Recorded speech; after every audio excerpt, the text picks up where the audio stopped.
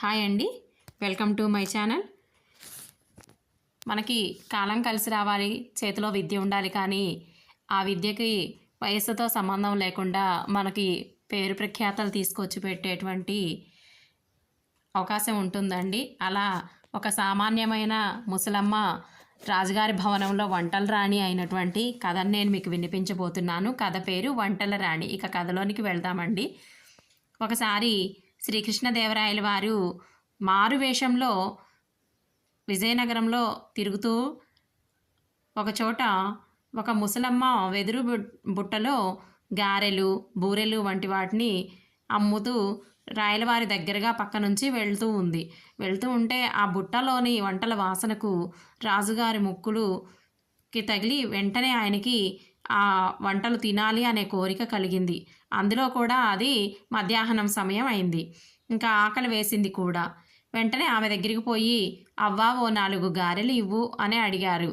అడిగినప్పుడు వెంటనే ఆ ముసలమ్మ మోదుగా ఆకుల్లో 4 గారెలు పెట్టి వారికి అందించింది. తినగానే చాలా మధురంగా అనిపించాయి. ఇంకొక 4 పెట్టమని అడిగారు. నీ పేరేంటి అని అడిగారు. ఆదెమ్మయ్య. అందరూ ముసలమ్మనే పిలుస్తారు, కానీ మా ముసలోడు మాత్రం ఆది అని పిలిచేవాడు. ఆ 70 ఏళ్ల ముసలమ్మ సిగ్గుపడుతూ, మరి 70 ఏళ్ల వయసులో గారెలు అమ్ముకొని జీవిస్తున్నావు, నీకు ఎవరు లేరా అని అడిగారు.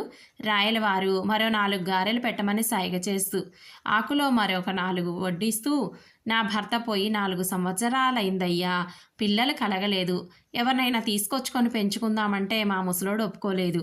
నాకు నువ్వు, నీకు నేను పిల్లలం కదా అని అనేవాడు.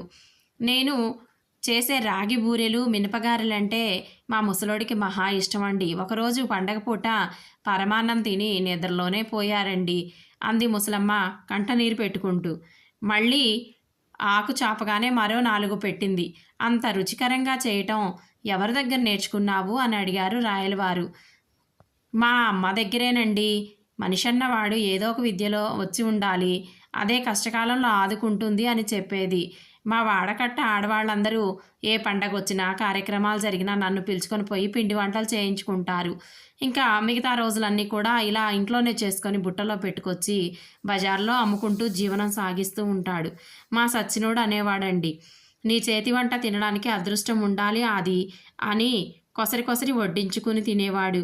మీ మాదిరిగానే అంటూ బుట్ట ఖాళీ చేసిన రాజావారు వరహాలు ఇస్తూ, నిజమే అవ్వా, నీ చేతి వంట తినాలి అంటే చాలా అదృష్టం ఉండాలి, నాకు ఆ అదృష్టం ఈరోజు కలిగింది అన్నారు. మరుసటి రోజు ఒక భటుడు అవ్వ దగ్గరికి వచ్చి, నిన్ను రాజుగారు ఇప్పటికిప్పుడే తీసుకొని రమ్మన్నారు, వెళ్దాం పదా కచేరీకి అన్నాడు.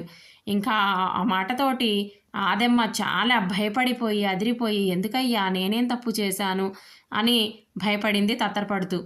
ఏమో నాకేం తెలుసు, నువ్వు రాజుగారికి నిన్న గారెలు బూరెలు ఇచ్చావంట కదా, అందుకనే తీసుకురమ్మన్నారు. అయ్యా, నిన్న వచ్చి తిన్నవారు రాజాగారా, నేను గుర్తుపట్టలేదయ్యా, నా తప్పు మన్నించమని చెప్పు. గారెల్లో కాస్త ఉప్పు ఎక్కువైంది, బూరెల్లోనేమో తీపి తక్కువైంది.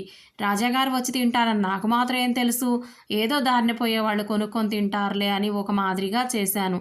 ఈ తప్పు ఖాయమని చెప్పయ్యా, నన్ను శిక్షించొద్దయ్యా అని భయపడిపోయి వణికిపోతూ అంది. కోపం మీదక లేడులే, అయినా దిక్కులేని ముసలమ్మవి, నిన్నేమంటాడు, ఏమనడు.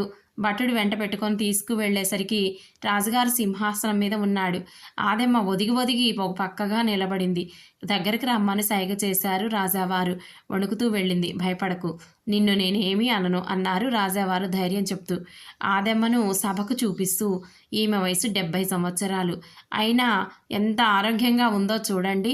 ఎందుకంటే ఈమెకి చుట్ట కాల్చడం, కళ్ళు తాగటం వంటి ఎట్లాంటి దురలవాట్లు కూడా లేవు. అంతేకాదు, ఈమె చేతిలో ఒక అద్భుతమైన కళ ఉంది. అది పిండి వంటలు చాలా అద్భుతంగా చేయటం. ఎంత బాగా చేస్తుందంటే, నిన్న ఆమె చేసిన గారెలు బూరెలు మొత్తం నేనే తినేసా. మనిషన్నవాడు ఏదో ఒక విద్యలో ప్రావీణ్యం సంపాదించాలని వీళ్ళ అమ్మ చెప్పిన మాటను పాటించి వంటల్లో చాలా చక్కటి నైపుణ్యాన్ని సంపాదించింది. ఆ నైపుణ్యమే ఈమెను ఈ సభకు వచ్చేలా చేసింది. ఈమెను చూసి రాజ్యంలోని స్త్రీలందరూ కూడా నేర్చుకోవాలి అని పరిచయం చేశాడు భుజం పట్టుకొని. ఆదెమ్మకు కళ్ళ వెంట నీళ్లు జలజలా కారిపోయాయి. నోట్లో నుంచి మాట రాలేదు. వంగి రాయలవారి పాదాలు అందుకుంది. అంతా మీ దయ ప్రభు అంది. నీ దగ్గర గొప్ప ప్రావీణ్యం ఉంది. కన్నతల్లి చేతి వంట తింటే ఎంత రుచికరంగా అనిపిస్తుందో నీవు చేసిన పదార్థాలు కూడా అలాగే అనిపించాయి. నీ చేతిలోని వంటకు నా మనసు ఉవ్విళ్ళూరుతోంది. నిన్ను ఇప్పుడే మా భవనంలో వంట చేయడానికి వంటల రాణిగా నియమిస్తున్నాను. అదే పనిగా మా అంతఃపురంలో ఉన్న స్త్రీలందరికీ కూడా వంట నేర్పు అన్నాడు రాయలవారు. నా చేతి వంటను మహారాజు మెచ్చుకున్నారు అని రోజు తింటానంటే నాకు అంతకన్నా అదృష్టమేముందయ్యా. నేను జీవించినంత కాలం కూడా మీకు చక్కటి రుచికరమైన వంటను చేసి పెడుతూ ఉంటాను.